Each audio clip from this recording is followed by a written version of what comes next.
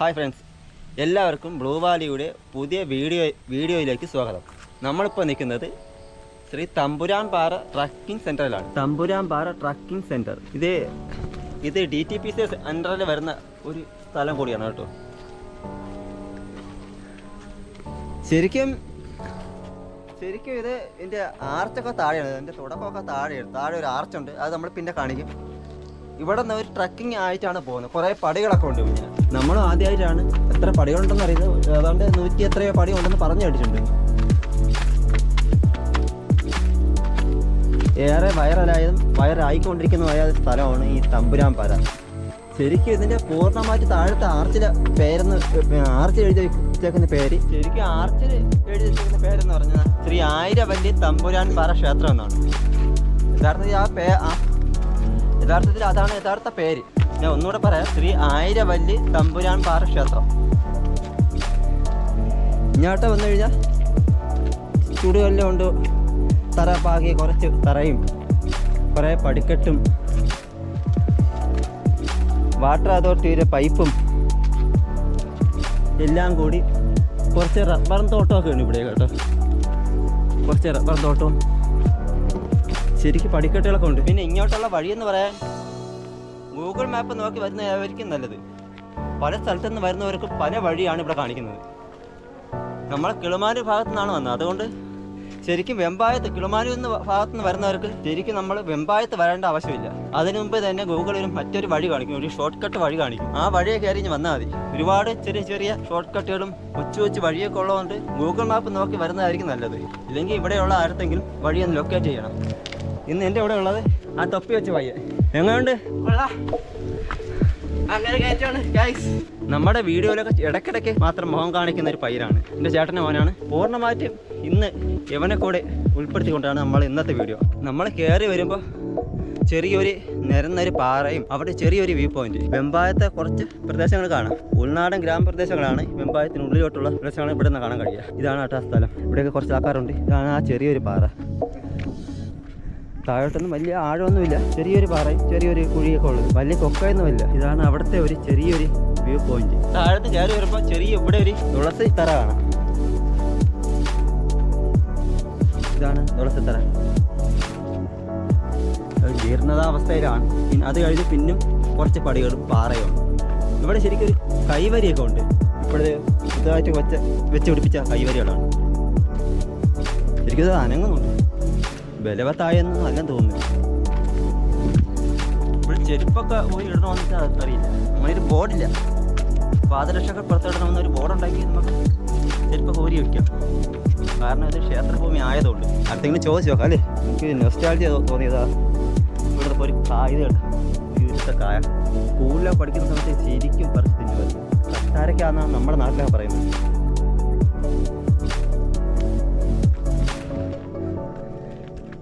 രണ്ട് വലിയ മരം. ചെടിയാണെങ്കിൽ ഇത് കഴിക്കും. ചെറിയൊരു ചവർപ്പാണ്.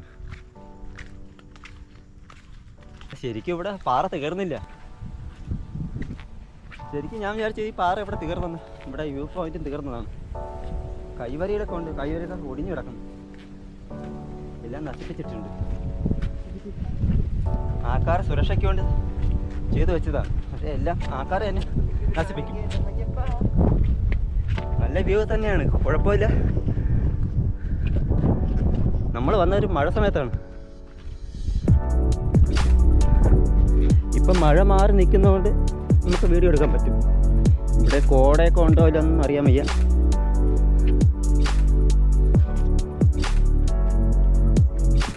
ഇവിടെ നിന്നുള്ളൊരു വ്യൂ, താഴെ നിന്നുള്ള വ്യൂ അതുപോലെ തന്നെ. വഴി ഇവിടെ കുറച്ച് കാട് പിടിച്ച് കിടക്കുന്ന വഴികളാണ്. നമ്മൾ ഏത് കാടും മേടും നമുക്ക് പുത്തരിയല്ല. താഴെ ഒരു ക്ഷേത്രമുണ്ട്. ക്ഷേത്രത്തിൻ്റെ അടുത്തോട്ടൊന്ന് പോയി ചോദിച്ചാൽ എന്തായിരിക്കും അവിടുത്തെ കാഴ്ചകളെന്ന് കൂടി നിങ്ങളെ കാണിക്കാം.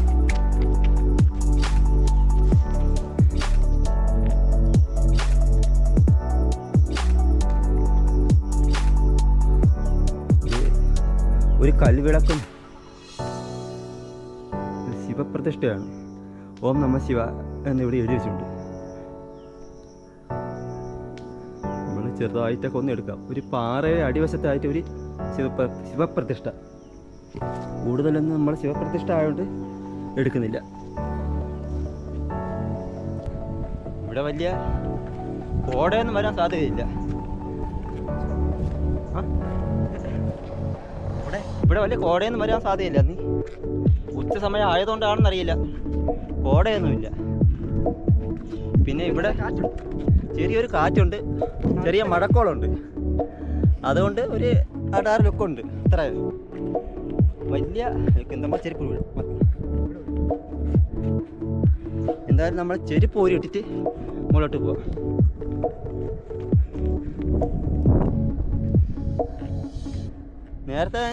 നേരത്തെ ഞാൻ കാണിച്ച ആ സ്ഥലങ്ങളും അതിൻ്റെ വ്യൂ മാത്രമേ ഇവിടെ നിന്നുള്ളൂ. പ്രത്യേകിച്ച് ഒരു വ്യൂ ഒന്നുമില്ല. പിന്നെ ഇവിടെ വന്ന ഒരു അട്രാക്റ്റീവ് എന്ന് പറയാൻ ഒരു ഗണേശ പ്രതിഷ്ഠ ഉണ്ട്. ഈ വലിയ ഒരു പ്രതിഷ്ഠയാണ്. ഇതാണ്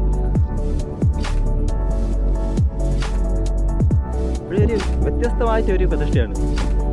ഗണപതിയുടെ മടിയിൽ ഒരു ദേവി ഇരിക്കുന്നത്. ദേവിയുടെ പേരോ ഒന്നും നമുക്കറിയില്ല. ഭാര്യയാണ്.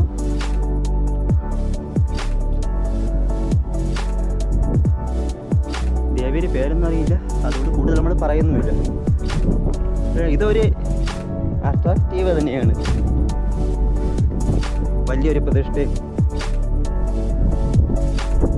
ഇവിടെ നിൽക്കുമ്പോൾ നമുക്ക് കുറേ വ്യൂ കാണാൻ പറ്റും.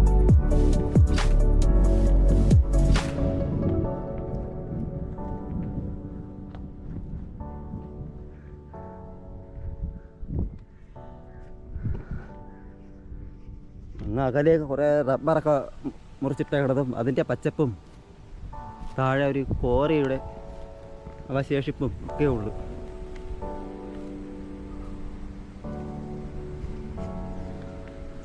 ഇവിടെ ഒരു ആഴം കുഴി.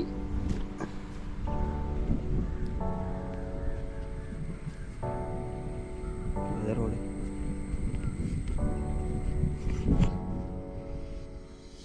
എനിക്ക് ഇത്തിരിയെങ്കിലും ഒരു അട്രാക്ഷൻ തോന്നിയതായി ഒരു ആഴവും കുഴിയും ഒക്കെ. താഴെ ബസ് വരുന്നതാണ്. നമ്മളെ ക്യാമറ കിട്ടുമെന്നറിയില്ല.